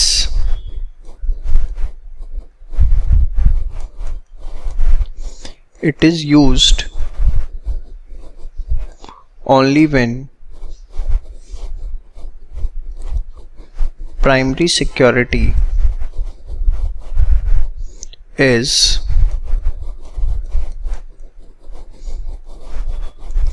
insufficient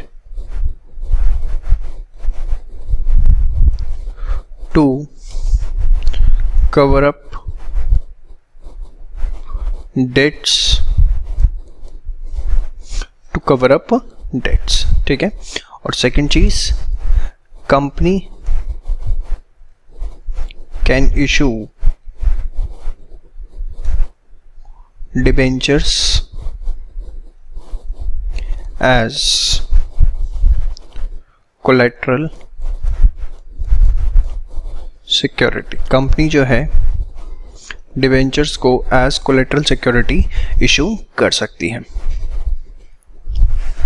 चलिए, अब इसके बाद इसका अकाउंटिंग ट्रीटमेंट क्या होता है उसकी बात करते हैं हम। अकाउंटिंग ट्रीटमेंट, ध्यान से देखिए, एक एक चीज़ बहुत इम्पॉर्टेंट है जो मैं आपको बता रहा हूँ। देखिए, सबसे पहले आपने बैंक लोन लिया है फॉर रेजिंग बैंक लोन। अगर आपने बैंक लोन लिया है तो बैंक लोन लेने की एंट्री क्या होती है? Bank account debit to bank loan account, जो भी आपने अमाउंट लिया है लोन का, ठीक है।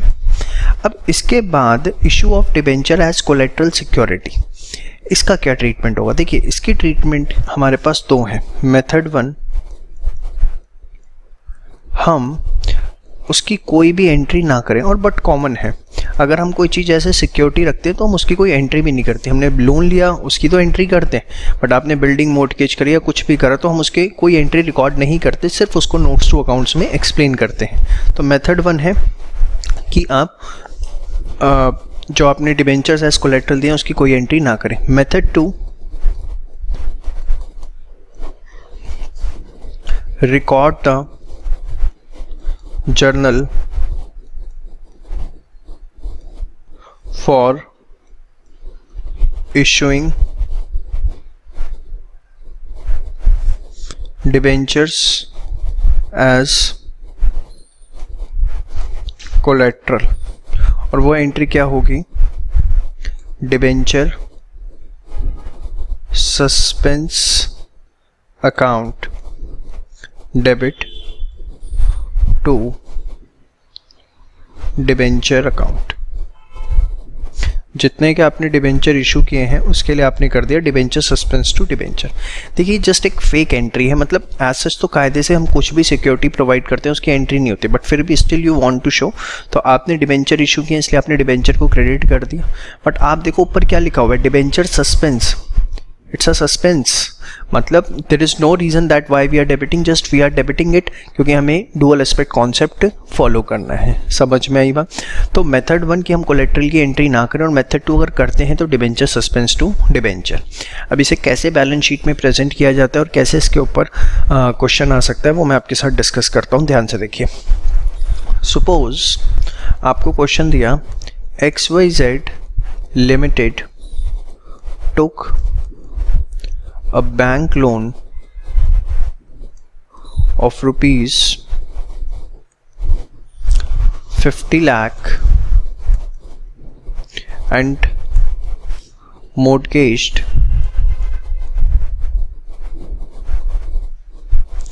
building of rupees 40 lakh and debentures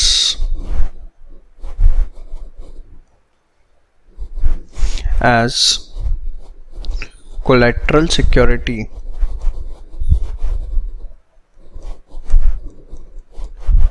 of rupees 25 lakh, और यहाँ मैंने लिख दिया 10% डिबेंचर्स। समझ में आई बात? अब देखिए किस तरीके से हम करेंगे, दोनों तरीके से मैं आपको करके दिखा रहा हूँ। सबसे पहले हमने बैंक लोन लिया है 50 लाख रुपीज़ का, तो हमारी एंट्री होगी bank account debit to bank loan, कितना बेटा? 50 लाख, 50 लाख, ठीक है।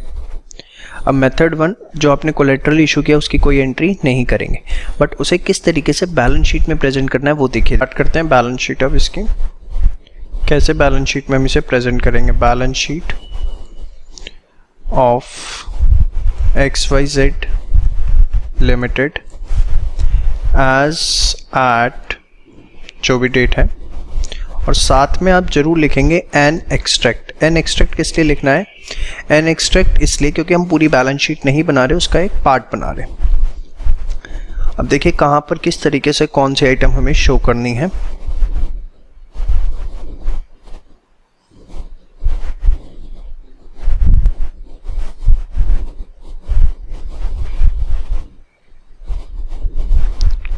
अमाउंट डिटेल्स, पर्टिकुलर्स, वो डिटेल्स नहीं उसको आप नोट नंबर कर लीजिए प्लीज।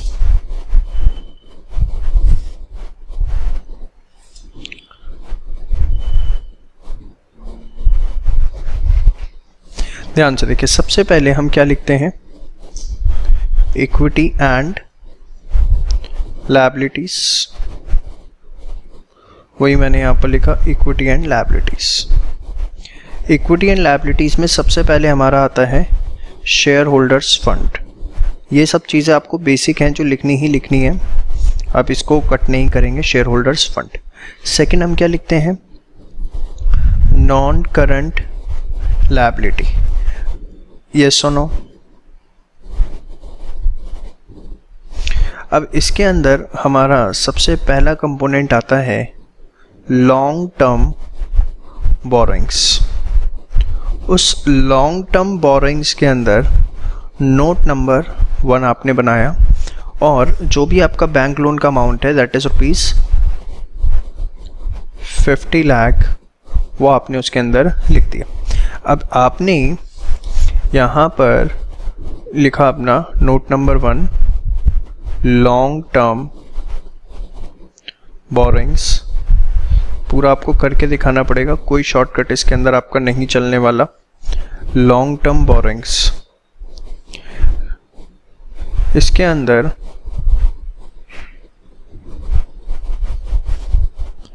आपने लिखा पर्टिकुलर्स अमाउंट और यहां पर आपने लिख दिया बैंक लोन। बैंक लोन कितने का, 50 लाख। लेकिन सिर्फ बैंक लोन लिखने से बात नहीं बनने वाली, आपको पूरा यहाँ लिखना पड़ेगा। क्या, ध्यान से देखिए, bank loan raised against primary security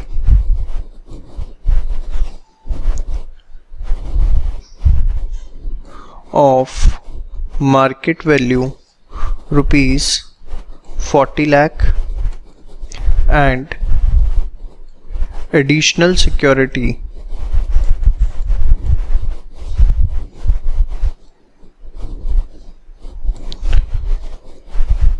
of rupees, debenture हमने कितने के इशू किए थे, 25 लाख के, तो आप लिखोगे of ₹25 lakh by way of issuing debentures. ये सिर्फ आपको यहाँ पर पूरा एक्सप्लेन करना पड़ता है कि आपने किस तरीके से लोन रेज किया, अगर आपने एंट्री नहीं करनी है। दैट्स इट, समझ में आई बात। और फिर आप थर्ड पार्ट आपका क्या होता है, थर्ड पार्ट होता है आपका करंट लायबिलिटी। इसके बाद एसेट्स, एसेट्स में नॉन करंट एसेट्स,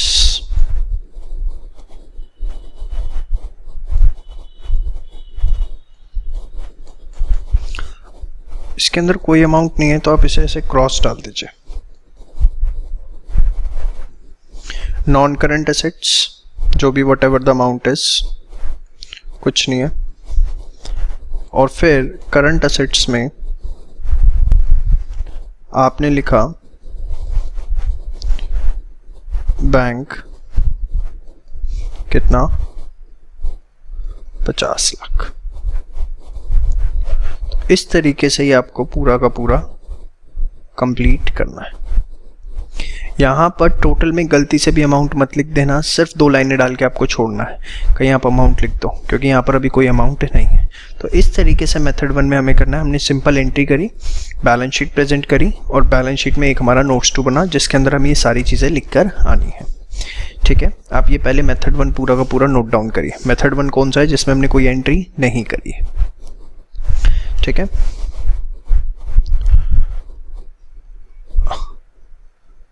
फटाफट इसको प्लीज एक बार नोट करिए। अब देखिए मेथड टू में हमें क्या करना है, हमें एंट्री करनी है डिबेंचर सस्पेंस टू डिबेंचर। तो हम क्या करेंगे, इसी को ही मैं मेथड 2 बना रहा हूँ, होपफुली आपने मेथड 1 नोट कर लिया है। तो इसमें ये एंट्री तो हमारी हो गई। अपार्ट फ्रॉम दैट एक एंट्री और होगी, that is debentures debit to debenture suspense. Debentures debit to debenture suspense, कितने के डिबेंचर्स हैं बेटा, 25 लाख के, ठीक है। अब इसके लिए आपको क्या करना है, ध्यान से देखें, यहां पर आपने शेयर होल्डर्स फंड लिखा, लॉन्ग टर्म बोरिंग्स लिखा, इसी में एक चीज और आएगी आपकी, other non current liabilities, note number 2, 25 lakh. और उसके अंदर आप एक सेकेंड नोट तैयार करेंगे। फर्स्ट नोट आपका सेम रहेगा, अदर नॉन करंट लायबिलिटीज, जिसके अंदर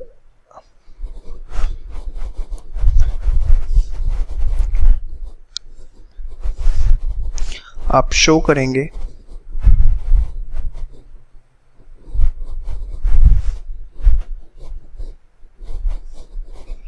पर्टिकुलर्स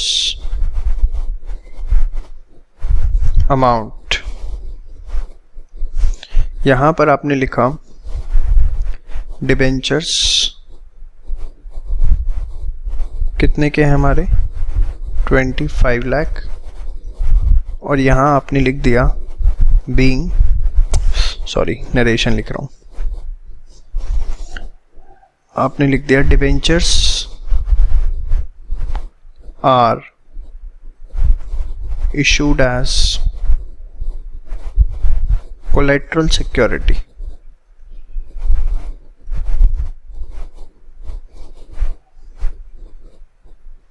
against बैंक लोन। इसको आप लॉन्ग टर्म बोरिंग्स के अंदर गलती से भी नहीं दिखाएंगे, ये हमारी बोरिंग्स नहीं है, ये तो हमने एक सिक्योरिटी की तरह इशू किया है, ठीक है बेटा। और इसके बाद यहां पर एक जो नया चेंज आएगा बैलेंस शीट के अंदर, वो क्या, कि जो आपका नॉन करंट एसेट्स हैं, ओहो,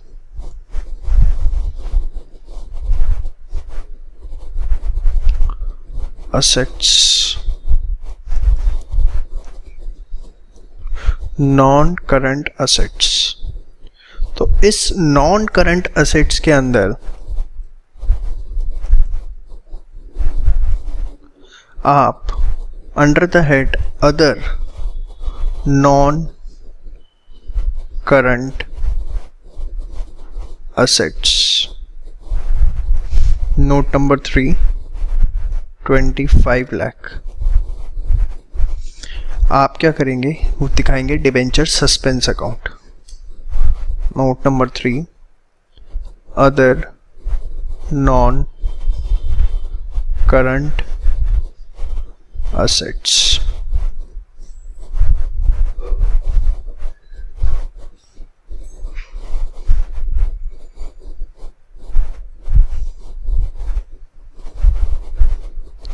अमाउंट पर्टिकुलर्स, यहां आपने लिखा डिबेंचर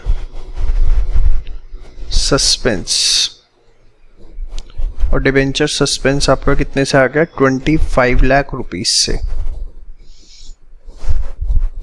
तो मेथड 2 के अंदर थोड़ी सी बैलेंस शीट की प्रेजेंटेशन बढ़ जाती है, जैसा आप देख रहे हैं कंपैरेटिवली, ठीक है। और मेथड 1 के अंदर तो सिंपल था। तो ये था issue of debentures as collateral security, जो आपसे एग्जाम के अंदर पूछा जा सकता है। होपफुली आपको सारी बातें समझ में। Thank you so much. Hello friends, चलिए डिस्कशन करते हैं कि किस तरीके से हम loss on issue of debentures को, या आप कह सकते हो discount on issue of debentures को राइट ऑफ करते हैं।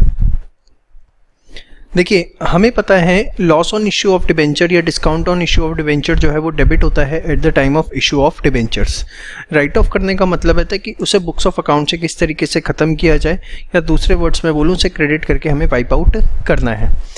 अब उसके लिए हमारे पास दो मेथड्स होते हैं। सबसे पहला मेथड होता है फिक्स्ड इंस्टॉलमेंट मेथड और दूसरा हमारे पास होता है प्रोपोर्शनेट मेथड। अब ये दोनों चीज़ें क्या हैं जरा समझते हैं। सबसे पहले फिक्स्ड इंस्टॉलमेंट मेथड की मैं बात करता हूँ। दोनों चीज़ें मैं आपको एक छोटे से छोटे एग्जांपल से समझाऊंगा, ध्यान से समझिएगा। अब एग्जांपल है हमारे पास XYZ limited issued 50,000 10% debentures at 5% discount redeemable after 4 years. How to write off the loss on issue of debenture? देखिए जब भी डिबेंचर्स आप देखो इस क्वेश्चन के अंदर रिडीम हो रहे हैं इन लमसम, और जब भी डिबेंचर्स रिडीम होते हैं लमसम के अंदर तो हम फिक्स्ड इंस्टॉलमेंट मेथड का यूज़ करते हैं। अब किस तरीके से ये होगा ये ज़रा समझते हैं। देखिए अगर आप देखें इसमें डिस्काउंट का अमाउंट कितना होगा, discount on issue of debenture, अगर आप उसका अमाउंट निकालें तो वो अमाउंट कितना आएगा, 50,000 डिबेंचर है और 5 रुपये का डिस्काउंट है, तो आपका अमाउंट कितना आ गया, 2.5 लाख रुपए। अब ये डिबेंचर्स रिडीमेबल है आफ्टर 4 इयर्स, तो हम क्या करेंगे, ये जो 2.5 लाख रुपए हैं इनको 4 सालों के अंदर राइट ऑफ करेंगे। 2.5 लाख डिवाइडेड बाय 4, तो ये लगभग हर साल का आपका अमाउंट आता है 62,500 रुपये। हमने 4 सालों के अंदर राइट ऑफ करना है 62,500 रुपये। तो अब हर साल हमारी एंट्री होगी क्या, SOPL debit to discount on issue of debentures, कितने से 62,500 62,500 ईयर 1। सेम वे ईयर 2 के अंदर होगी, सेम वे ईयर 3 के अंदर होगी और सेम वे ईयर 4 के अंदर होगी। इस तरीके से हम इसे 4 सालों में राइट ऑफ करेंगे। और अगर हमें इसका यहाँ पे अकाउंट भी बनाने को बोला जाता है तो it's very simple, discount on issue of debenture. हमने देखो सबसे पहले discount on issue of debenture जो है वो क्या होता है, क्रेडिट होता है, सॉरी डेबिट होता है। किस नाम से होगा, डिबेंचर्स के नाम से। तो हमने कितने परसेंट डिबेंचर थे, 10%, तो यहाँ हमने लिखा 10% डिबेंचर्स, कितने के, 2.5 लाख का अमाउंट। अब हमने फर्स्ट ईयर में, ये ईयर 1 ही है, राइट ऑफ किया SOPL से कितना, 62,500, तो आपका बाकी बच गया balance CD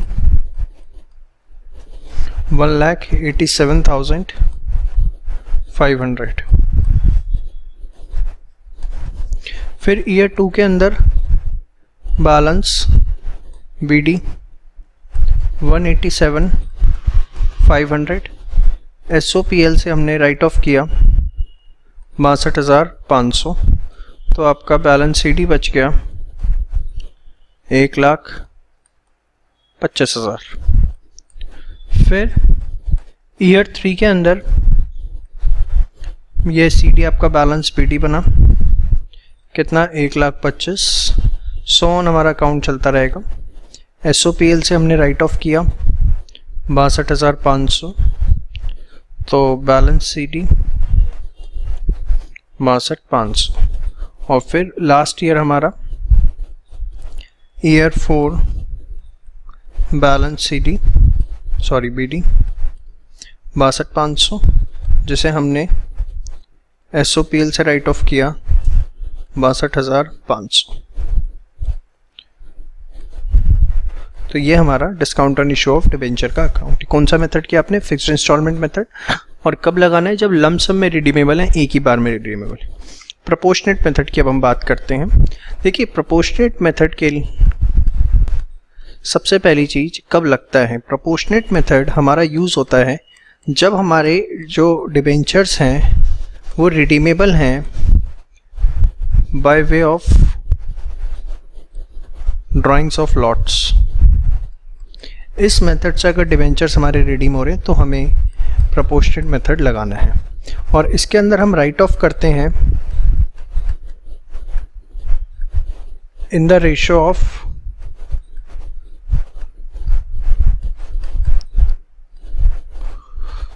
utilisation of amount. अब ये क्या चीज़ है मैं आपको समझाता हूँ, एक एग्जांपल से हम इस चीज़ को समझने की कोशिश करते हैं। देखिए, ABC limited issued 30,000 10% debentures at discount of 10% on 1 April 2016। Debenture redeemable as follow. अब देखो, ड्राइंग बाय लॉट्स करके जो है ड्राइंग ऑफ लॉट्स से ये डिबेंचर्स रिडीमेबल है, तो कैसे राइट ऑफ हमें करना है, ध्यान से देखिए। सबसे पहले डिस्काउंट का अमाउंट निकाल लीजिए, discount on issue of debenture. Discount loss दोनों एक ही तरीके से राइट ऑफ होते हैं, मैंने आपको पहले ही बताया। अब 30,000 डिबेंचर हैं, 8% डिस्काउंट है तो 8 रुपये का डिस्काउंट हुआ, तो हो गया आपका 2,40,000 रुपये। ठीक है, अब इसको कैसे राइट ऑफ करना है ध्यान से देखिए। मैंने बोला in the ratio of utilisation of amount, तो आपने लिखा अमाउंट यूटिलाइजेशन, ठीक है, ईयर। आपने 1/4/2016 को इशू किए तो 16-17 सबसे पहले, फिर 17-18, फिर 18-19, और फिर आपके रिडीम हो रहे हैं 2019-20 में। ठीक है, अब आप देखो 1 अप्रैल 2016 को आपने इशू किए, यही क्या 1 अप्रैल 2016 को इशू आपने 30,000 डिबेंचर्स को 1 अप्रैल 2016 को इशू किया, तो हमारे पास उस समय 30,000 इंटू 100 कितने का अमाउंट पिक्चर में आया, 30 लाख का, यस और नो। अब 30 लाख का अमाउंट हमारे पास पिक्चर में आया, फिर 16-17, 17-18 में क्या हमने रिडम्पशन किया, 17-18 के एंड में रिडम्पशन किया, कितना 12,000, मतलब 17-18 में भी वो हमारे 30 लाख रुपए के जो डिबेंचर्स थे वो खड़े हुए थे। बट क्योंकि 17-18 के एंड में 12,000 के डिबेंचर्स रिडीम हो गए, तो अब हमारे डिबेंचर्स बचे कितने, 12,000 डिबेंचर्स रिडीम हो गए तो हमारे डिबेंचर्स बचे 18,000। तो 18-19 में जो हमारे डिबेंचर्स का अमाउंट आउटस्टैंडिंग रहा वो कितना रहा, 18 लाख रुपए। फिर हमने 8,000 डिबेंचर्स रिडीम कर दिए एंड डेट पे, तो अगले साल हमने पूरे साल जो हमारे पास डिबेंचर्स आउटस्टैंडिंग थे वो कितने थे, 10 लाख के थे। ये जो मैंने अमाउंट यूटिलाइजेशन लिखा है इसे आप डिबेंचर आउटस्टैंडिंग भी लिख सकते हैं, कोई उससे फ़र्क नहीं पड़ता। ठीक है, दोबारा रिपीट कर रहा हूँ, ध्यान से सुनिए। 16-17 आपने जिस दिन इशू किया उस साल कोई रिडम्पशन हुआ नहीं, तो 30 लाख के पूरे आउटस्टैंडिंग थे। 16-17, 17-18 में अगर आप देखें आपने 12,000 रिडीम तो किए, बट आपने किए वो साल के एंड में, तो 17-18 में भी जो आपका यूटिलाइजेशन है पूरा वो 30 लाख का रहा। बट क्योंकि 31 मार्च 2018 को 12,000 रिडीम हो गए, तो अब आउटस्टैंडिंग बचे कितने, 18 लाख, और फिर 8,000 रिडीम हो गए 19 के एंड में, तो बचे कितने, 10 लाख। अब आपको इसको रेशो लेना है, अगर आप इसका रेशो निकाल लें क्या आएगा, सबके आगे की 0 हटा दें, 10, 18, 30, 30, मोटा मोटा यही बचता है, 10, 18, 30, 30, और इसको और सिंप्लीफाई करें तो 5, 9, 15 एंड 15। अब आप इनका सम कर लीजिए, 15, 15, 30 और 9, 39 और 5, 44। ठीक है, अब आपको इसे कैसे राइट ऑफ करना है ध्यान से देखिए। अमाउंट यूटिलाइजेशन है, डिबेंचर आउटस्टैंडिंग निकाल लिया, ईयर और उसकी रेशो। अब आपको इसे कैसे राइट ऑफ करना है, 2016-17 में टोटल डिस्काउंट का अमाउंट हमारा कितना था, हमारा था 2,40,000, तो 2,40,000 इंटू 15/44। 15/44 कैसे आया, ये समझ में आ रहा है, 15 ये और उसके सम टोटल से हमने डिवाइड कर दिया। सेम वे 2017-18 में 2,40,000 का 15/44, 2018-19 में 2,40,000 का कितना आ रहा है देखो, शायद 9/44 है। हाँ जी, और फिर 19-20 में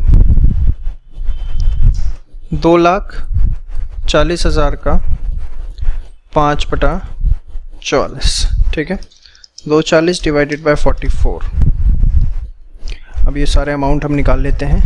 2,40,000 डिवाइड बाय 44 इंटू 15, तो ये आ रहा है आपका 81,818 फिर 240 डिवाइडेड बाय 44 इंटू 9, 49091, और फिर लास्ट ईयर का आप सीधे जो बैलेंस बच गया वो ले लीजिए, 49091, this minus 240, 27273।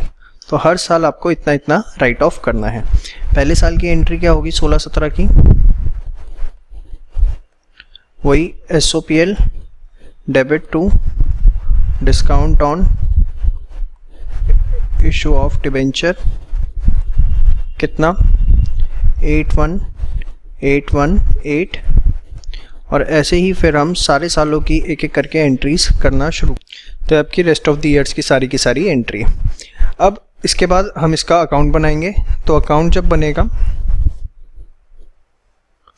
Discount on issue of debenture, same way में जो आपका फर्स्ट मेथड था उसी तरीके से आपको इसका अकाउंट बनाना है। कैसे बताओ? सबसे पहले कितने % डिबेंचर्स थे, और कहाँ गए भाई? हाँ 8%, नहीं 8% तो डिस्काउंट था, 10% डिबेंचर थे। तो ईयर 1 2016 1 अप्रैल 10% डिबेंचर कितने के थे? 2,40,000 के।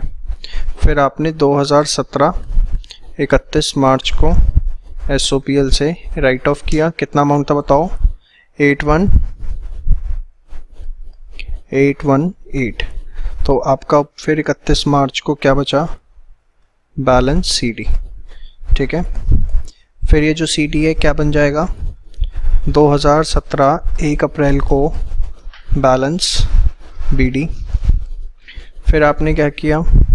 2018 31 मार्च को SOPL से दोबारा से 81,818 राइट ऑफ किया, और ये आपका क्या बन गया? Balance CD। इसी तरीके से हम इसको आगे करते चले जाएंगे। तो ये आपका सारा क्वेश्चन हुआ। तो ये था आपका topic, how to write off the discount on issue of debenture. Video पसंद आई तो लाइक जरूर करें, और गूगल पे जाके रेट करना ना भूलें। टाइप चंदन पोद्दार, वहाँ पर आप हमें रेट कर सकते हैं। Thank you so much.